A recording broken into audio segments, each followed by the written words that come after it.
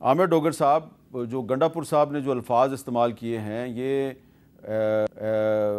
Frustration ہے یا واقعی تحریک انصاف جو ہے اس نے فیصلہ کر لیا ہے کہ اب ڈو اور ڈائی کا مرحلہ آ گیا ہے، مارو یا مر جاؤ؟ بسم اللہ الرحمن الرحیم۔ میر صاحب، ہم پچھلے 2.5 سالوں سے عملاً تو حالت جنگ میں ہی ہیں اور سڑکوں پر ہی ہیں۔ اب آگے ہم نے ایک بیٹھک کی پشاور میں پچھلے ہفتے پولیٹیکل کمیٹی میں اور پھر کور کمیٹی میں کہ اب ہم نے اس کو ملک گیر، ہڑتال، جدوجہد اور اس ساری موومنٹ کو کیسے لے کر جانا ہے اور اس کو کس طرح فیصلہ کن بنانا ہے، جس کی جانب علی امین خان صاحب نے بھی اشارہ کیا۔ تو ورکرز ہمارے، عوام اسی طرح پرجوش ہے، ہمارا جذبہ، ہمارا جنون اسی طرح ہے، باوجود اس کے کہ آج بھی سینکڑوں کارکن ہمارے جیل میں ہیں، ہزاروں مقدمات ہم پر درج کیے گئے ہیں، 15,000 سے زیادہ مقدمات 9 مئی سے لے کے آج دن تک پاکستان تحریک انصاف پہ درج ہیں، جو پاکستان کی 75 سالہ سیاسی تاریخ میں کسی ایک جماعت کے خلاف اتنے مقدمات جو سیاسی انتقام کا نشانہ بنانے کے لیے کیے ہوں اس کی مثال نہیں ملتی۔ اب ہم کیا کر سکتے ہیں؟ ہم جدوجہد ہی کر سکتے ہیں۔ ہم نے ایوانوں کے اندر بھی جدوجہد کرنی ہے، باہر بھی کرنی ہے، اور نمبر 1 ہمارا جو مقصد ہے اپنے لیڈر عمران خان کی رہائی، اور دوسرا جو فارم 47 کے ذریعے یہ جعلی اسمبلی بنائی گئی ہے، ہمارے جن لوگوں کو ہرایا گیا ان کے کیسوں کی سنوائی، ہمارا مقصد یہ ہے تاکہ ہم آگے بڑھیں اور اس ملک میں حقیقی معنی میں آزادی آئے اور پھر ایک صاف اور شفاف الیکشن ہو اور پھر عوام کی منگوں کے مطابق حکومت آئے۔ یہ ماحول تو آپ کے سامنے ہی ہے۔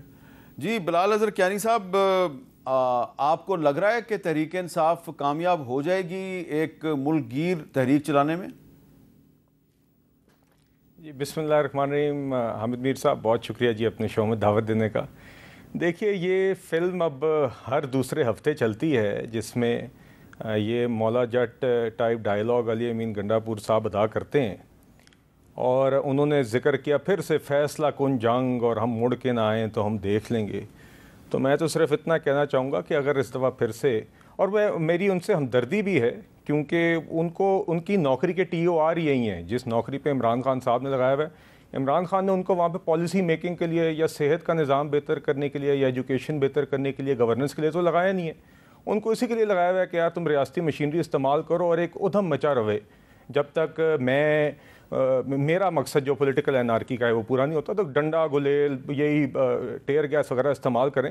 تو بہرحال پھر بھی اگر وہ ایکشن مارنا چاہتے ہیں تو میں یہی امید کرتا ہوں کہ اس دفعہ کم از کم وہ لیفٹ ٹرن لے کے غائب نہیں ہو جائیں گے، کارکنان اور عوام کو اکسا کے لوگوں کو لالیسنس کی طرف دھکیل کر خود لیفٹ ٹرن نہیں ہو جائیں گے، اور پی ٹی آئی کی باقی قیادت جو ہے وہ ورک فرام ہوم نہیں کرے گی، اور پھر خیبر پختونخوا اسمبلی میں جا کے 2 تقاریر کر کے اپنی صفائیاں نہیں دیں گے۔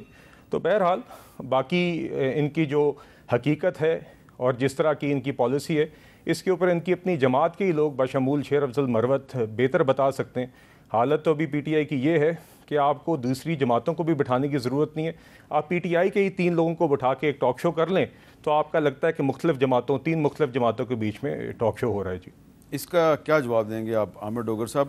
کیونکہ شیر افضل مروت صاحب جو ہیں انہوں نے تو کل کسی جگہ پہ یہ بھی اعتراف کر لیا جی کہ یہ جو حامد خان صاحب سپریم کورٹ بار کے الیکشن میں جس گروپ کو سپورٹ کر رہے تھے، میں نے تو اس کو ووٹ ہی نہیں ڈالا۔ دیکھیں، یہ ایک فطری عمل ہے، یہ کوئی پہلی بار ایسا نہیں ہوا کہ جب سیاسی پارٹیوں کی لیڈرشپ ساری جیل میں ہو اور ایک آگ کے دریا سے وہ گزر رہی ہوں تو اختلافات چھوٹے موٹے ہمیشہ ہوتے ہیں۔ ہر پولیٹیکل پارٹی کے آپ حالات دیکھ لیں، اگر آپ کو پیپلز پارٹی کو دیکھیں کہ جب محترمہ جلا وطنی میں تھیں اور یہاں ان کے سارے جو انکلز تھے، مصطفیٰ جتوئی، مصطفیٰ کھر وغیرہ اور جہانگیر بدر وغیرہ، ان کا ایک الگ گروپ تھا، ان کا ایک الگ گروپ تھا، جو محترمہ کے نزدیک تھے ان کا الگ گروپ تھا۔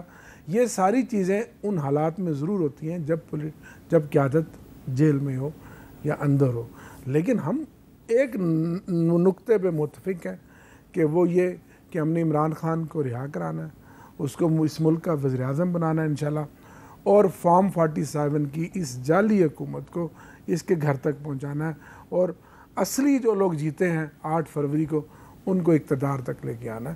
باقی یہ ہر پارٹی میں یہ پی ایم ایل این میں میرے بھائی ہیں چھوٹے, ان کو پتا کہ ان کی پارٹی کے اندر پارلیمنٹ میں کتنے گروپ ہیں, ان کو پتا باہر کتنے گروپ ہیں, تو یہ تو ہر جگہ ہوتا ہے. یہ کوئی بڑی بات نہیں ہے. کیانی صاحب یہ بات درست نہیں ہے کہ تمام بڑی پارٹیوں میں گروپنگ ہوتی ہے, اور شہباز شریف صاحب جو ہیں وہ اپنی جو فیڈرل کیبنٹ ہے اس میں ایکسپینشن کرنا چاہ رہے ہیں, اور ہمیں اس بات کا پتہ ہے کہ کچھ لوگوں کو وہ منسٹر بنانا چاہتے ہیں, لیکن نواز شریف صاحب نے ان کے نام پہ کراس لگا دیا. کیا یہ بات درست نہیں ہے؟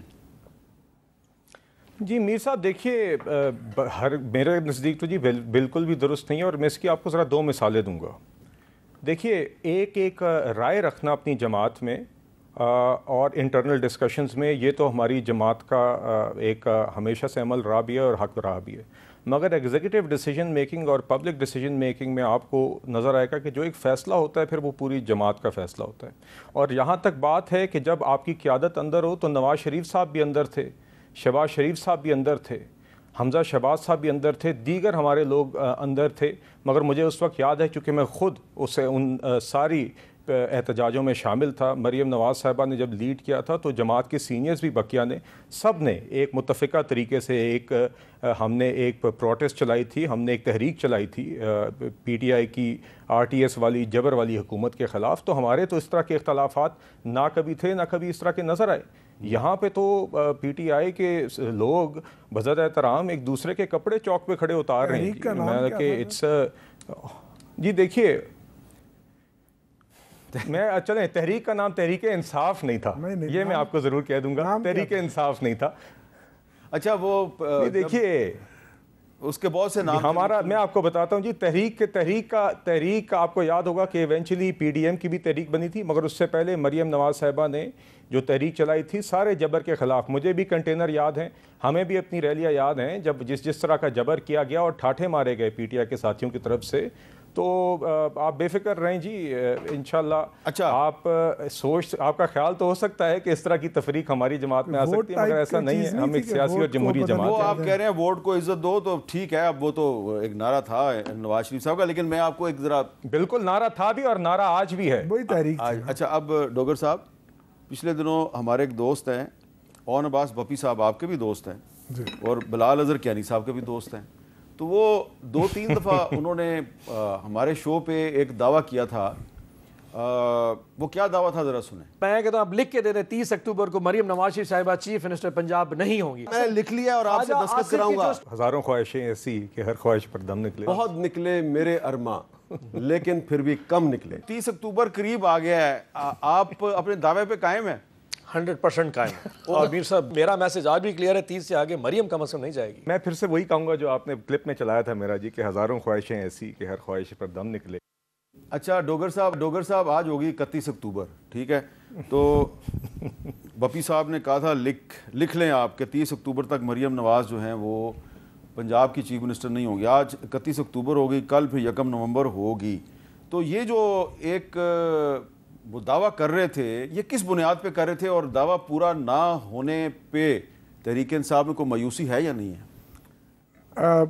اس کے کئی سیاق و سباق ہو سکتے ہیں جو حالات بنے ہوئے ہیں مجموعی طور پر, اور جس طرح ان کی ٹانگیں کانپ رہی ہیں, اور جو حالات پنجاب میں ہیں, مرکز میں ہیں. ان کو خود کیانی صاحب کو پتہ ہے کہ گورنمنٹ کی وہ لیجیٹمیسی بھی نہیں ہے, وہ سیاسی استحکام بھی نہیں آیا, اور بڑی کوشش کر رہے ہیں کہ ملک کے حالات آگے چلے, اور نہیں ہو پا رہی. عوام میں اسی طرح نفرت ہے. اس تناظر میں انہوں نے بات کی ہوگی, اور جس طرح سے ان کو مسلط کیا گیا وہ حقیقی مینڈیٹ لے کر تو نہیں آئی. آپ سب جانتے ہیں کہ پنجاب میں ان کی MPs کی کتنی نشستیں تھیں, اور مرکز میں MNA کی کتنی نشستیں تھیں. اچھا یہ ویسے بات تو مجھے بپی صاحب سے ہی پوچھنی چاہیے تھی, آپ سے نہیں پوچھنی چاہیے تھی.